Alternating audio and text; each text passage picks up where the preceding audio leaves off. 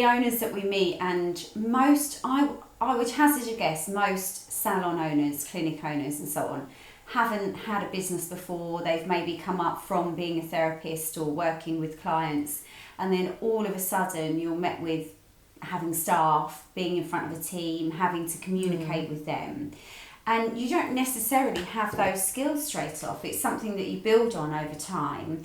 And it is scary. I mean, even though I had a fantastic team and really good relationships with them all, as soon as I was in the position of standing in front of them and delivering a team meeting, and it wasn't contentious in any means whatsoever, but I could feel the heat rising and my voice might become a bit shaky, and I don't know what, it's sometimes I think it is just that fact of all eyes are on you. Yeah. And there's probably different elements to why you feel terrified, but I think first and foremost is probably just that aspect of public speaking in a very small arena to start with in front of your team. Yeah.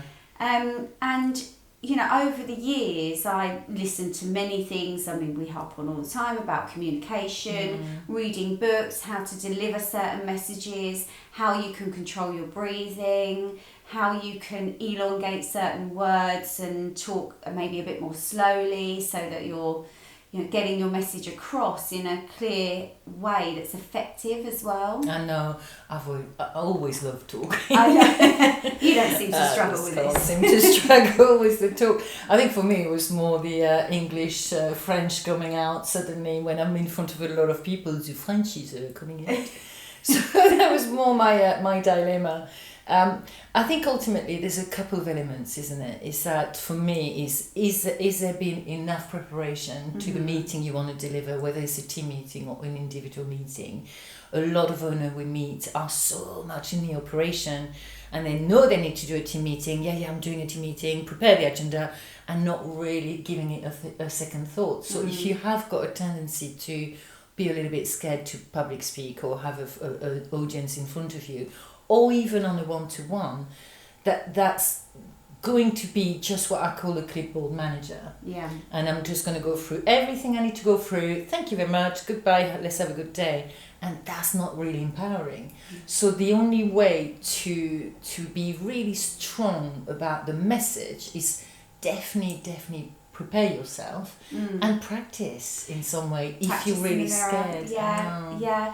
And also lately I've been speaking to quite a few owners that quite often we meet owners anyway that don't deliver any form of one-to-one meetings or team meetings because it's busy and it just runs away with you. So first and foremost, we sort of structure them in terms of get the meetings in the diary and so on. But a lot of the time we hear, well, what do I speak about in a one-to-one? Yeah. Like you were saying, preparation. So normally what we do is provide a document. So at least you've got something to follow with pointers of what you need to discuss. So then you can discuss that more freely rather than just entering into a meeting and saying, okay, let's chat.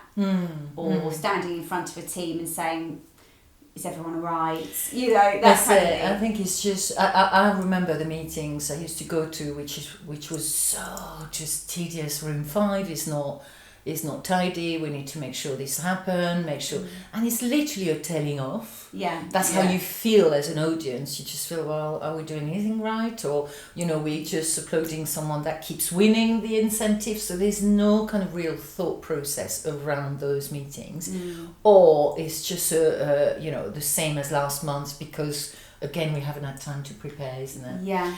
I mean, I remember when I became a area manager of a very large area. I'm being French and knowing that my communication was definitely a little bit too abrupt. Really? I needed to soften things. My boss used to say, just make it a little bit more rounded in terms of your delivery. Yeah. So I learned for a whole year as much as I could about communication, and I still do. We've talked about communication a lot. Yeah, we do. Because it is the only element that's going to make you the leader that is going to impact people. But a lot of time with communication, we don't listen enough, and we don't actively listen. and we're also using words that are actually counterproductive. So you talking at an audience is not necessarily going to have an impact that you should have. So it's learning on how can I make sure that I'm going to be prepared. I've got open-ended questions. Maybe it's just not me. I remember being in front of my team of 50. I remember looking at them thinking, you hear me every day. Yeah. Do you really want to hear me on the whole team meeting? So I made the team meeting more of a training ground where it wasn't just the sound of my voice. And I think that also was quite important. But when you are petrified, or perhaps it's your first time as an owner, you've got to take some steps, isn't it? Yeah, and as you know, I've read a lot of books about that, and I've also had coaching myself with different companies that help you with public speaking and how you formulate your words and present those to somebody. So also it's engaging and interesting, and whilst you're thinking about that, you're not thinking, oh my goodness, you're not, and also techniques to overcome the nervousness of that. And like you said, I was an experienced salon owner, and had a team of people that have been with me a long time. It's great, but even then, I still felt apprehensive sometimes. Especially when they're a strong team, isn't it? That they have all something to say. Power to the people. Which is why you never, of course, in a team meeting discuss anything negative that could kind of go off onto one, and everyone gets on the same bandwagon. But I also tried to, when I was having the team meetings especially, was to make sure the seating was right as well. Yes. So it wasn't me here and them there. You standing, them sitting, eating their croissant, thinking, exactly. Whatever. Exactly. I'm sure that probably happened on a few occasions. But it's quite nice to sit around in a circle, or go outside and sit on the sofas that we had outside.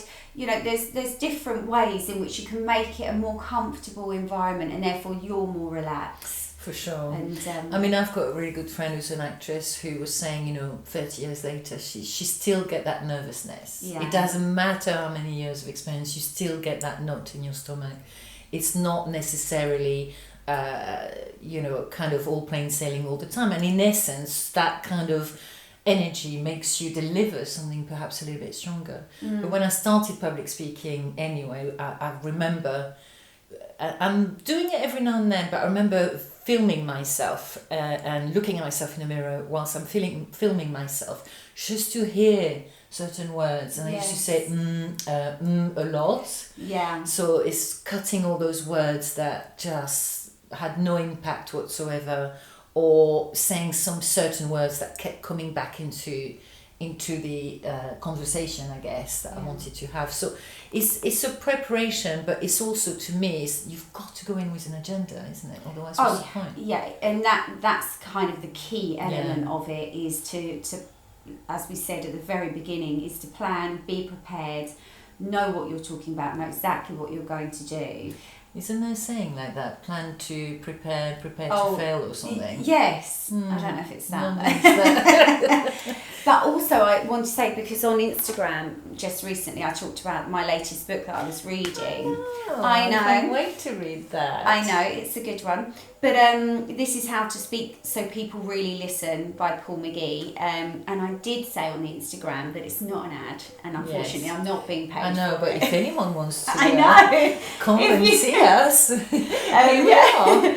But I think it's important to continually educate yourself. And however much you do speaking as such, whether that be in front of 5 people, 10 people, 100 people, 1,000, I feel like you continually need to develop your skills and read content, listen to content, because there's always just one moment within that book or podcast that makes resonates with you and really helps you. I mean, there's so much good information in here, but we've read, and you always talk about Drop the Pink Elephant, and there's so many different books, isn't there, and things you can do. But I think that's it really, is just continually educate, look at recording yourself, speak in the mirror, just practice, be very clear on your agenda and your plan of what you're going to do, and then everything just starts to feel calmer.